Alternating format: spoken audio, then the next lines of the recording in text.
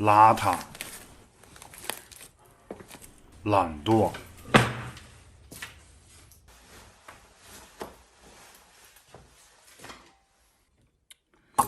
生活过得是一团糟。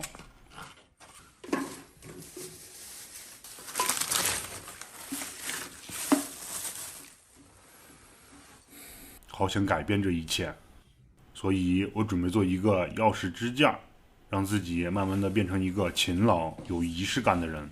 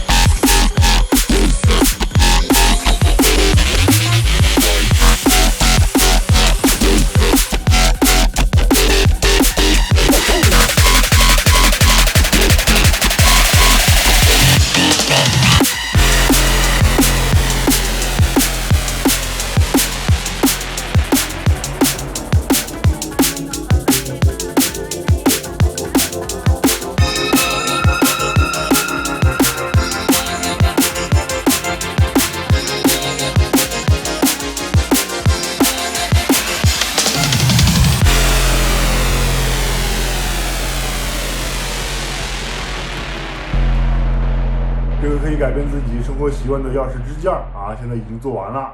它的外形和我以前放钥匙的奖杯差不多，不过我把它扁平化了啊，这样看起来更加的简单和漂亮。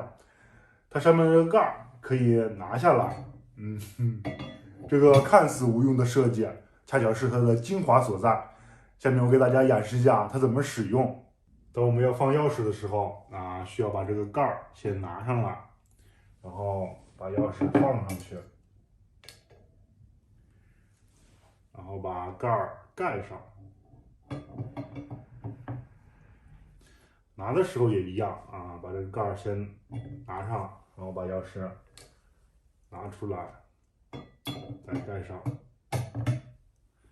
怎么样？是不是感觉比直接把钥匙放进去更加的有仪式感啊？这个看似无用的小步骤，不仅能够让我们感受到生活的美好啊，这样你做久了，你的潜意识里就会认为自己是一个勤劳、有仪式感的人啊。这样你在懒惰、邋遢的时候，你的内心就会感受到愧疚和煎熬，